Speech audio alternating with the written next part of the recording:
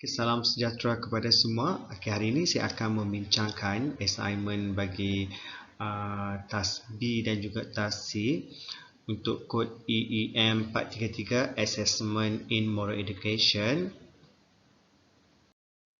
Okay, kita ada dua bahagian lagi, iaitu part B di mana 20% dengan helaian 6 hingga 7. Part C pun sama 20%, 6 hingga 7 helaian. Okay, sebelum ini saya dah bincangkan berkaitan dengan part A ataupun tugasan A. Sekarang adalah part B. Nilainya sama 20%, helaian yang dikendaki 6 hingga 7 sahaja, jangan lebih dan jangan kurang. Okey, tajuknya ataupun soalannya, tunjukkan contoh aplikasi taksonomi efektif untuk mentafsir perkembangan sesuatu nilai moral. Okay, tugasan kamu, pilih satu nilai moral selain dari nilai kejujuran. Kita ada 14 nilai moral.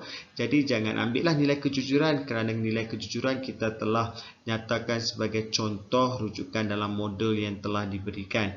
Okey, tunjukkan bagaimana nilai yang dipilih diterima pada peringkat awal sehingga menjadi sebahagian ciri-ciri yang dimiliki oleh seseorang pada peringkat karakterisasi. Okey, beri contoh atau aktiviti yang berkaitan. Okey, ini cadangan untuk task B di mana saya bahagikan kepada beberapa bahagian supaya kamu mudah. Namun begitu, pelajar-pelajar ataupun kamu boleh ubah suai ikut kesesuaian ataupun ikut kehendak kamu, memudahkan kamu. Yang mana lebih mudah kamu boleh buat ikut kesesuaian ataupun kehendak kamu. Cuma saya bagi di sini adalah cadangan, panduan untuk kamu melaksanakan tugasan bagi task B ini. Okey, saya cadangkan 1.0 kita letakkan sebagai pengenalan. Dalam pengenalan kamu boleh kemukakan apa itu taksonomi efektif. Ada dalam bab 5, modul yang disediakan dalam bab 5, kita ada menceritakan tentang taksonomi efektif Cat-Hall. Kamu boleh cari juga artikel-artikel tambahan. Kamu boleh cari dalam Google, kamu boleh cari dalam jurnal ataupun dalam buku. Kamu boleh nyatakan, tambahkan sedikit informasi-informasi lain daripada modul yang kita berikan. Dan kamu boleh selitkan juga maksud efektif itu. Maksud efektif ini kamu boleh juga cari daripada bacaan-bacaan lain. Kamu kemukakan. Saya cadangkan untuk pengenalan ini kamu boleh buat dalam satu muka surat. Maksimumlah satu muka surat dalam 2 perenggan ataupun 1 perenggan. Okey, 2.0 baru kamu kemukakan hubung kait nilai X. Nilai X ini adalah nilai yang kamu pilih kecuali nilai kejujuran. Kerana nilai kejujuran kita telah masukkan sebagai contoh dalam modul untuk bacaan kamu. Okey, hubung kait nilai X berdasarkan setiap peringkat taksonomi efektif Cat-Hall ini. Jadi, di mana kita ada 5 peringkat dan setiap peringkat itu kamu kaitkan dengan contoh-contoh aktiviti yang sesuai.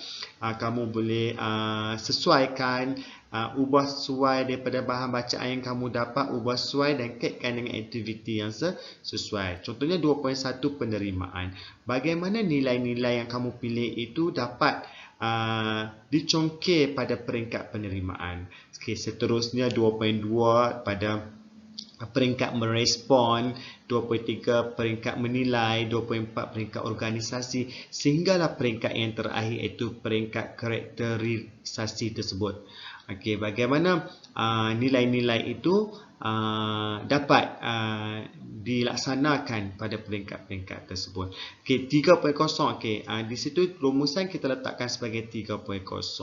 Jadi kamu boleh bincangkan kepentingan domen efektif dalam pendidikan moral. Apakah kepentingan domen efektif itu kepada guru dan murid, ataupun kamu boleh bincangkan sebagai contoh, kamu boleh katakan sebagai kesimpulannya domen efektif ini begitu baik dalam pendidikan moral kerana kita dapat mengetahui di manakah proses pertimbangan keputusan ataupun pemikiran moral seseorang murid itu apabila mereka menghadapi sesuatu isu. Jadi peringkat-peringkat tersebut dapat kita mengenal pasti di manakah peringkat-peringkat pelajar ataupun murid-murid kita apabila mereka menghadapi sesuatu isu tersebut. Selalunya kita kaitkan berkaitan dengan perkembangan taksonomi tersebut, pemikiran mereka tersebut adakah mencapai tahap-tahap penerimaan, merespon, menilai organisasi dan karakterisasi tersebut. Jadi kamu boleh buka sikit rumusan ataupun perbincangan untuk menutup kamu punya tugasan bagi task B ini. Bagi part C juga 20%, 6 hingga 7 muka surat juga. Jadi soalannya, jelaskan hubung kait antara dilema moral dan teori perkembangan moral Colbert.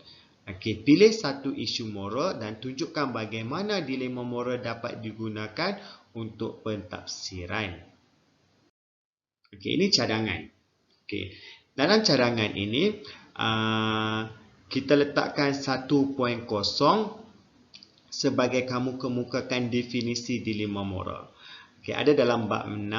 Namun begitu kamu boleh cari bahan-bahan lain, rujukan-rujukan lain, kamu boleh masukkan dalam 1.0. Okey, 2.0 baru kamu nyatakan hubung kaitan antara dilema moral dan teori perkembangan moral Colbert tersebut. Di mana kamu kemukakan setiap 6 peringkat teori perkembangan moral Colbert dengan dilema moral. Okey, ada rujukan, ada contoh di situ dalam modul. Okey, di mana dalam setiap peringkat-peringkat tersebut kamu kaitkan dilema-dilema yang dinyatakan tersebut setiap peringkat dengan lebih jelas. Okey, 3.0 bagaimana pentafsiran dengan menggunakan dilema moral. Okey, kamu pilih satu isu moral, kemudian kemukakan contoh dilema moral dan pentafsiran yang boleh dilaksanakan. Okey, kamu boleh membina dilema moral ataupun real life dilema yang sering kali berlaku dalam diri murid. Kamu boleh merujuk kepada modul yang disediakan bagaimana kita membina dilema moral itu sendiri. Namun kamu boleh juga menggunakan contoh-contoh dilema yang telah diberikan. Namun begitu kamu kena nyatakan bagaimana pentafsiran itu dilaksanakan. Pentafsiran itu berlaku apabila pelaksanaan soalan-soal jawab itu yang kita katakan sebagai aspek kualitatif temu bual itu berlaku, pentafsiran baru berlaku.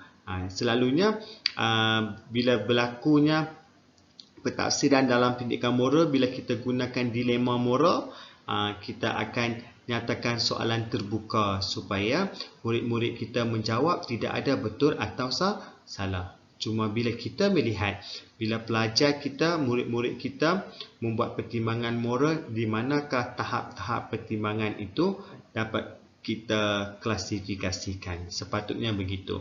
Namun bagi tugasan ini, kita hanya nak tengok bagaimana kamu melaksanakan dilema moral itu dan kamu laksanakan pentafsiran apabila menggunakan dilema moral dalam pentafsiran moral tersebut. Okey, jadi 4.0 kamu boleh kemukakan rumusan lah. Saya tak nyatakan di situ 4.0. Jadi 4.0 kamu boleh buat rumusan.